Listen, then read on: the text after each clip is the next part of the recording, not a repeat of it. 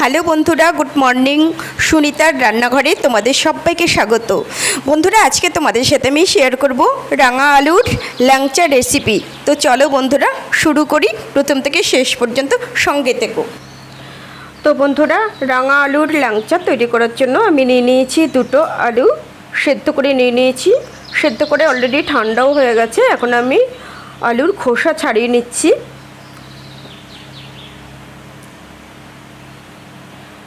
খোসা ছাড়িয়ে নিয়ে ভালো করে মিহি করে পেস্ট করে নিতে হবে, যাতে একটু দানা দানা না থাকে। পেস্ট করে নিচ্ছি। খুব ভালোভাবে পেস্ট করে নিতে হবে। পেস্ট করা হয়ে গেল। এবার আমি এর মধ্যে দিয়ে দিচ্ছি 4 চামচ মতো সুজি দিয়ে দিলাম। আর আমি এখানে সুজির ডাবল 8 চামচ মতো ময়দা নিয়ে নিচ্ছি।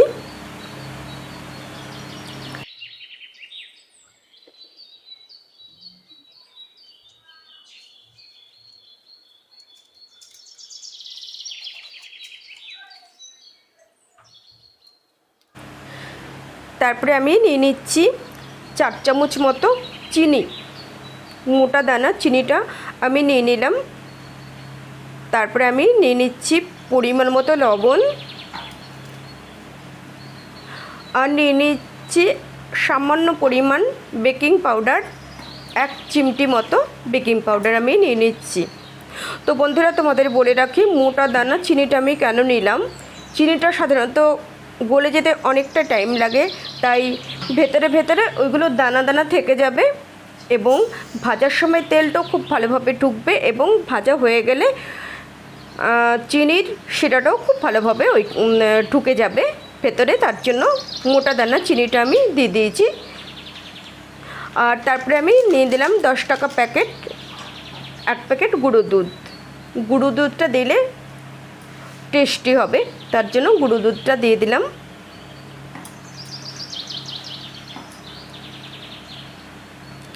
ভালো করে মাখিয়ে নিয়েছি। এবার আমি 15 থেকে 20 মিনিটের মতো ঢাকা দিয়ে রেখে দেব। ঢাকা দিয়ে রেখে দিলাম। ততক্ষণে আমি শিরাটা তৈরি করে নেব। চিনির শিরাটা 1 বাটি চিনি দিয়ে দিয়েছি। তার সাথে আমি এই বাটিরই মাপের 1.5 বাটির মতো জল দিয়ে দিলাম। যতক্ষণ চিনিটা না গলবে ততক্ষণ পর্যন্ত নাড়তে থাকবো। চিনিটা গলে গেছে। এইবার আমি এর মধ্যে একটা এলাচ থেতো করে দিয়ে দিলাম। এইবার জাল দিতে দিতে দেখো কীরকম ফেনা ফেনা হয়ে গেছে, অনেকটা ঘন হয়ে গেছে। এবার আমি হাতে একটু দেখে নেব চিটচিটে ভাব এসেছে নাকি, আঠা আঠা ভাব এসেছে নাকি। তাহলে বুঝে নিতে হবে যে চিনির শিরাটা তৈরি করা হয়ে গেছে। তো চিনির শিরাটা দেখো অনেকটাই কমে গেছে। এবার আমি নামিয়ে নিলাম। শিরাটা রেডি হয়ে গেল। এইবার আমি ল্যাংচাগুলো তৈরি করে নেব। আমি হাতে একটু ঘি মাখিয়ে নিচ্ছি, না হলে আঠা আঠা একটা চিটচিটে ভাব রয়েছে, যেহেতু আলু রয়েছে।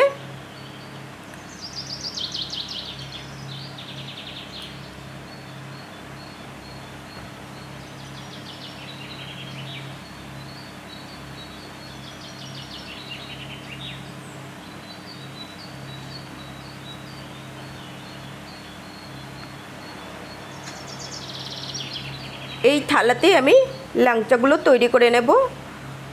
হাতে একটা ট্রাই করে দেখে দিচ্ছি। হাতের থেকে থালাতে বেশি সুন্দর হবে, প্লেন হবে।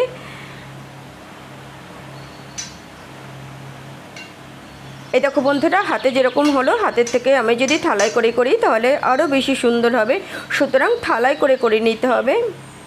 হাতে করে আগে একটু গোল গোল করে নিয়ে তারপরে থালায় করে করে নিতে হবে ল্যাংচাগুলো।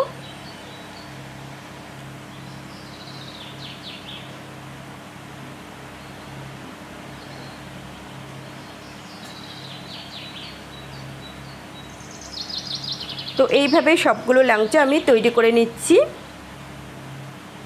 হয়ে গেল সবগুলো ল্যাংচা তৈরি করা। এবার চলো তেলে ভেজে নেব।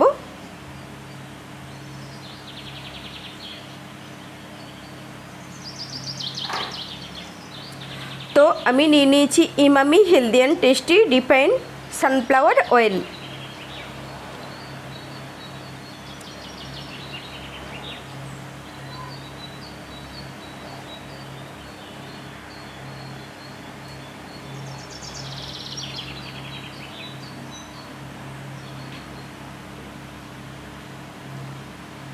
তো এবার সব ল্যাংচাগুলো আমি একসাথেই দিয়ে দেবো।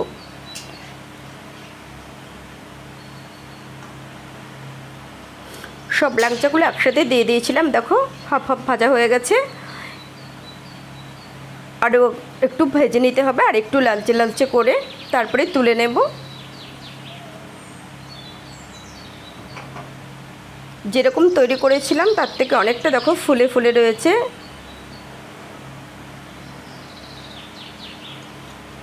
তো ওই দেখো অনেকটা লালচে লালচে ভাব এসে গেছে। আমি এইবার তুলে নেব, আর খুব একটা বেশি কড়া ভাজা করব না, এটাই কালারটা খুব সুন্দর লাগছে। এবার আমি তুলে নিচ্ছি। তুলে নিয়ে যে শিরাটা তৈরি করে রেখে দিয়েছিলাম, শিরাটা হালকা কুসুম গরম রয়েছে, এখন আমি এর মধ্যে দিয়ে দেবো। বেশি গরমে দিতে নেই, কুসুম গরমে ছেড়ে দিতে হয় শিরার মধ্যে ল্যাংচাগুলো।